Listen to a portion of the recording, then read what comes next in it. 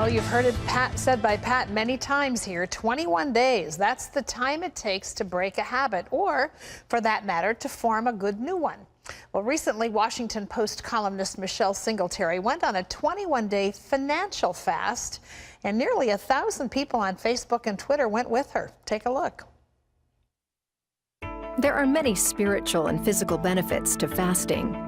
Money expert and Washington Post columnist Michelle Singletary says fasting your finances is just as valuable. With her 21-day field-tested financial fast, Michelle helps people break bad spending habits, get rid of debt, build savings, and find financial freedom and prosperity. Please welcome back to the 700 Club, Michelle Singletary. It's great to have you back here. Welcome. So glad to be here. You just finished a 21-day fast in January. Now, talk about that a little bit. What does that entail? Oh, it was so hard. And I created it. So for 21 days, you can't do any unnecessary shopping or spending. Now, what qualifies as unnecessary? So just about everything. I should ask you the opposite. What do you spend So you on? can buy groceries and medicine and things that are essential to your household, life-sustaining. But other than that, everything else has to go. Wow. And we do so much unconscious spending that people don't even realize that they're spending. And you can't use plastic, no credit during the fast. Cash only. Cash only, because I want people to get back in touch with what it means to have limitations. And you say that we spend differently when we, even if it's a debit card, we spend differently when it's just a card to hand to someone. Because the way they created it, you just swipe and spend without really thinking about it. I mean, I talk to people all the time, and if you have to spend $20 or $50, you kind of think, whoa, what am I doing here? But when it's the card, you just swipe it. And it is removed. Psychologically, there is a difference. That's right, because you're removing yourself from the payment part of it, because you don't have to pay until later. And so people tend to get into trouble really quickly. Even those people who pay off their cards every month, studies show that you still spend more when you use plastic than when you use cash. So when you do this fast, do you keep a little book with you and a pencil and kind of write down everything that you're spending? You do. I mean, that comes after the fast. You do a spending journal, but the way the book is set up is that you read one chapter a day. And at the end of the day, there's an assignment, and I ask people to journal, because, you know, journaling is a good way for you to talk to yourself and to talk to God. And so every day, just one chapter a day, it takes maybe 15 minutes. And there's a topic each day about saving and tithing and teaching your children about money and marriages, healing marriages. I mean, it's so incredible how this thing can change people's lives. People were tweeting me, because I'm on Twitter, like so many people, Singletary M, that they tithe for the first time. One woman said that during the fast, she realized how much extra she was spending, and she added it up. It was her tithe. Really? The amount that she saved was the amount that she thought that she couldn't tithe. Yeah. What do you think is the most valuable lesson learned through the fast? That it's not about you. That people want to have so much.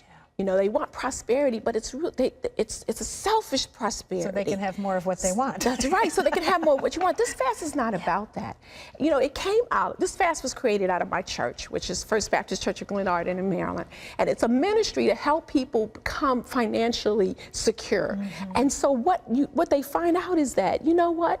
I want to do this for my church. I want to do this for my family and my community. It allows you to have more money to help people past just your family. Because isn't really this is about? You know, it's not about us, because all this stuff is going to go away. It's going to rust, like it says in Matthew. But I want to encourage people to do the fast so that they can help not just their family, but other people. Somebody who's lost their job, you can help them during this time. Yeah, as I was reading your book, I was thinking that it's a mind shift in your money is something for you to utilize, not something that utilizes you. And most of us live the opposite of that, don't we? Oh my gosh, you so got the point of the fast. That's exactly it's right. really quite amazing.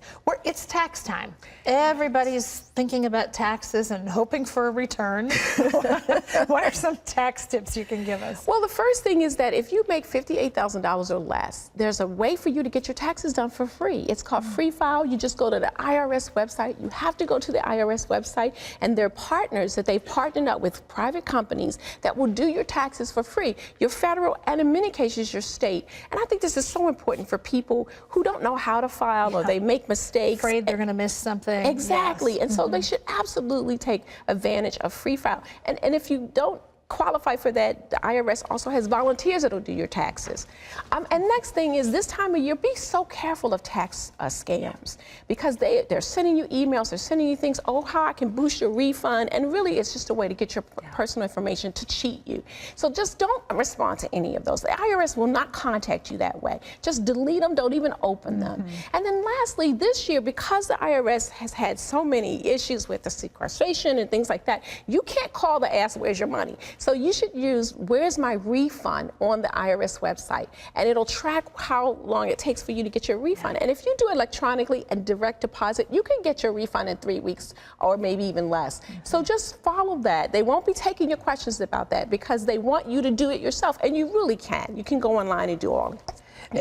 As we're in this time of hearing daily in the news about insurance, and everybody has to have it, and choices have changed up, but we all know we need to do something long term, especially, we're hearing about the boomers all retiring now. Long-term care savings, you say that's a significant thing to pay attention to. It is long-term care savings and long-term care insurance. I mean, I added a chapter in my book all about that, because I ask people, what's your long-term plan? Yeah. And most people have one? No, they don't. Who's going to take care of you? Who's going to pay for that? Because Medicare does not pay for long-term care. So you do have to have some savings to help you in your elder years, or you have to have really good relationships with your children. And that brings me to legacy. You talk about leaving a financial legacy. Why is that important? It's so important. And here's the thing. When I say that, I don't mean just leaving money, because Scripture's clear about that. You don't want to leave money to people who are going to mismanage God's resources. You spend all your life building up these resources, and you're going to leave it to your trifling kids and family who are going to waste this. They know what to do with That's it, right. right? So teach your children how to handle money well. Teach them to tithe. Teach them to give before they do anything else. And Scripture says if you train them up, they'll follow you. Well, and you have many wonderful and creative ideas on how to do that in a very user-friendly, family-generating way, really. Michelle's book is called The 21-Day Financial Fast. It's available nationwide, filled with wonderful information that will help you use your money, not be used by it. Thank you so much. Thank you so much. Oh, it's my pleasure. Wonderful.